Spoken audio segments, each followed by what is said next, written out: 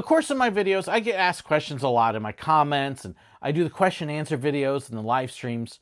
But I occasionally get some questions that come up more often than others. And I actually had one question about if I couldn't do what I did, what would be my favorites? That's really had me thinking for a little while. At the end, we're going to find out what I really would have loved to do at the park and what I really would have hated.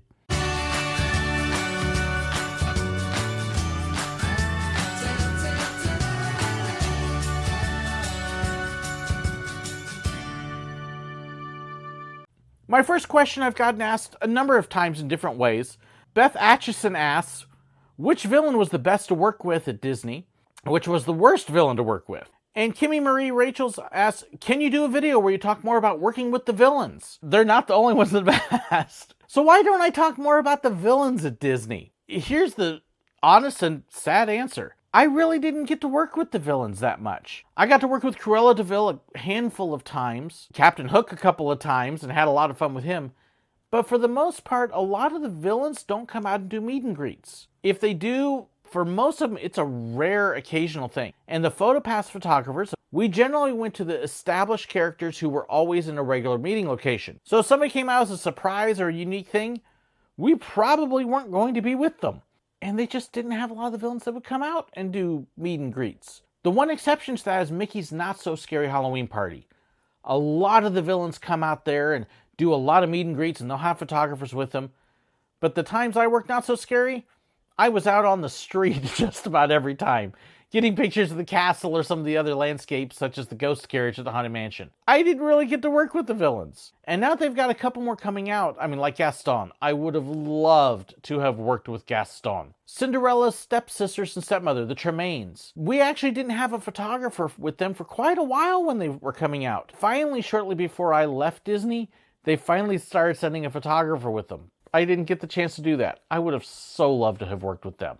They were hysterically funny. That's why you don't hear me tell a lot of stories about villains, though, is because I just really didn't get a chance to work with them very much. William Talbert asked, at Silver Dollar City, did you have to do other jobs besides the train on slow days or when you were shut down for a while? It's a good question because it applies to a lot of different rides as well. At least at Silver Dollar City and Busch Gardens, when I worked there as well in Rhino Rally. If we were shut down for a while, we stayed there. We didn't go to other places. We would schedule staffing for what we expected the crowds to be. And if it was a slow day, we still had the staffing to handle a slow day. We were far more likely to be understaffed and not have enough people working and have it busier than what we expected than we were to have the opposite problem and have a lot of people and not enough business. On the train, we could actually run with a pretty minimal staff. A lot of days we would run with just 4 people on the train.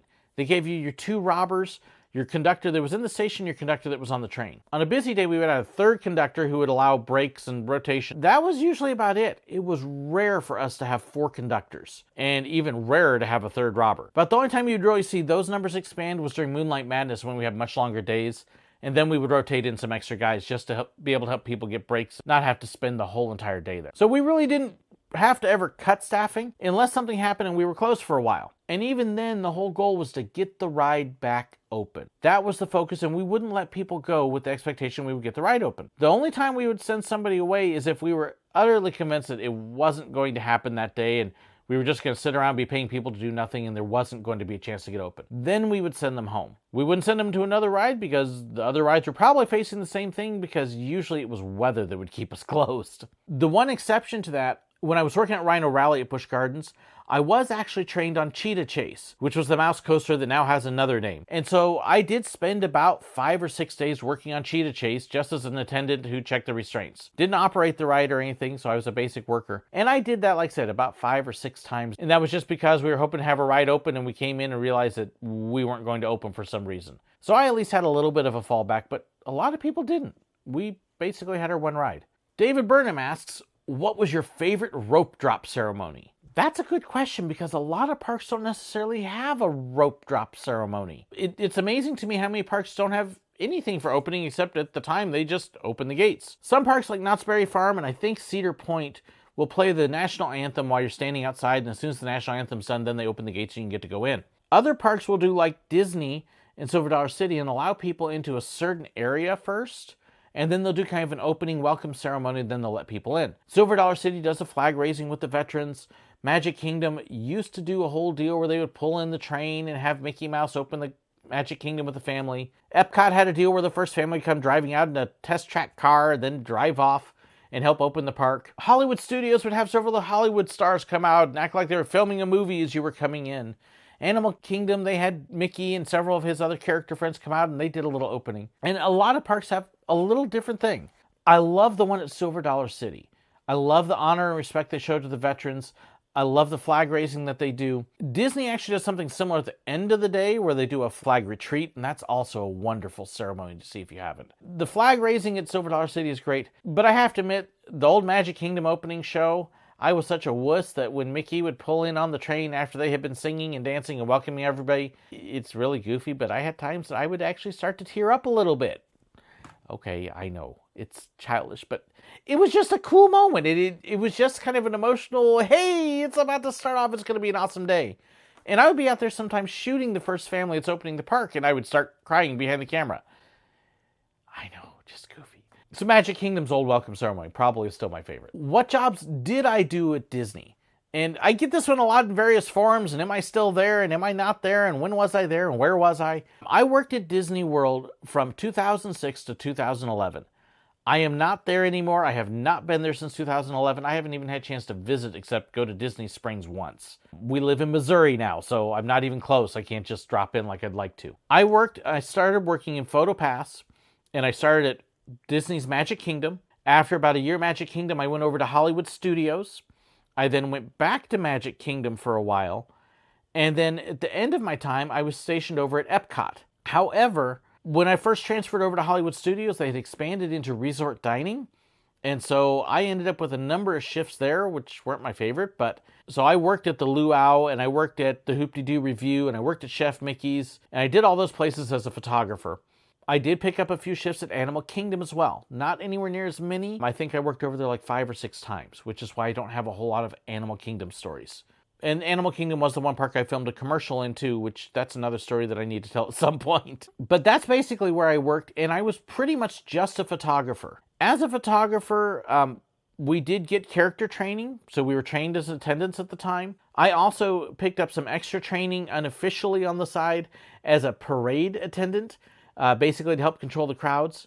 And essentially what I did was I found the guys in charge and I said, hey, can I hang around you guys for a few hours and learn what you do and how you do it, so that way as a photographer right before the parade, I can effectively help you do what you're doing. They love that. So I was never officially certified as a parade attendant, but I did it. But that's pretty much what I did and where. And that included working at the camera booths where you were selling the pictures. And then at all of those parks, I worked pretty much everywhere. I was all over the parks with most of the characters that were available. But again, that was 2011. So following up from that, I had a couple different viewers send in a note about what Diz Unplugged did one time. And Diz Unplugged, if you're not familiar with them, is a great vlog. You've got a few ex-cast members, and they talk about different things there. And they did a subject that I had a couple people say, hey, you need to do this. What they did this one episode was, there's 3 guys, and they talked about what attractions they would have liked to have worked, or what jobs they would have liked to have done, and which ones they would have hated. And I had some people ask, well, what would you have done if you couldn't do what you did? The reason I haven't answered it in a while is because I had to really think about it. Because honestly, I think the 3 jobs I had at Busch with Rhino Rally, at Disney as a PhotoPass photographer, and the train robber conductor at Silver Dollar City are 3 of the best jobs that are out there. They're hard to beat. But I did come up with a couple. The first job that came to mind as far as Disney World goes was one that existed fairly shortly after I got there and for about a year and a half or so, and it was called the Dream Squad. Back in 2011, 2012, Disney started a whole celebration called the Year of a Million Dreams. And as part of that, they gave away various prizes. You may run into the Dream Squad handing out lanyards with pins, or special ears, or fast passes that you could use in different places, and a bunch of different things. And that was when they actually put in the Cinderella Castle suite that people could stay in. I thought that would be the coolest, most awesome job. When they weren't handing out prizes and doing things like that, they were essentially playing guest relations to the park. If there's a problem in the park, they would go help to try to work things out. If a ride broke down, they would be the ones on the scene to help make everybody's day better. But just a neat job to be able to essentially your job description was make people happy. Does it get better than that? That is just such a neat job description. I'm here to make you happy. I can handle that. So I always thought that was a neat job. I have to admit, I was a little bit envious of a couple people who got to do that, because I did have a couple friends that went from PhotoPass into that for a while. Thought that was a neat job. Another one that I would have loved to have done, if you think about it, when you look at the train robbery and what it was, and when you look at Rhino Rally and even what we described ourselves as, and if you've watched my videos, you know where this is going. The Jungle Cruise, of course. I love telling stupid jokes and dumb stories and hilarious things, and my family just looks at me sometimes because I will deliberately sometimes tell a stupid joke just to make everybody else cringe. And I'll be the one laughing because I think it's hysterical. It's a really weird habit. But I would fit really well in on the Jungle Cruise as a result. It's one of my favorite rides at Disney. I enjoy riding it. And I enjoy using some of the same dumb jokes. In fact, I've actually borrowed some of their jokes sometimes. Go watch the video about the Gatlinburg Aquarium if you don't believe me. Jungle Cruise would be a great ride. Another job that I would love to do at Disney, again, this should be an obvious one, would be a character attendant. Yes, I was the photographer. Yes, I already did some of the job. But if I wasn't doing what I was doing, hey, it would be pretty close and got to have as much fun. Now, the character attendants did get more crud than the photographers did. Because if somebody was upset about not meeting a character, it was the poor attendant that got to deal with that. But they also had the fun and joy of being able to work with the characters and to be able to help make the character interactions better for the families. I got to see what they did up close. I did some of it. It was a fun job. Neat job. So that's the 3 at Disney I would like to do. There's also one at Silver Dollar City. If I'm going to be fair, I've got to not just do Disney, but I got to do Silver Dollar City as well. So I picked one there. And that would be a cave guide. Again, Silver Dollar City is built around the Marvel Cave. It is a huge cave, one of the biggest in North America. And they offer 1-hour tours free for anybody who comes into the park. So you take people on this walk through the cave and you tell them about it and where it formed and how it was found and what the rooms are like and what it's made of and how it was explored.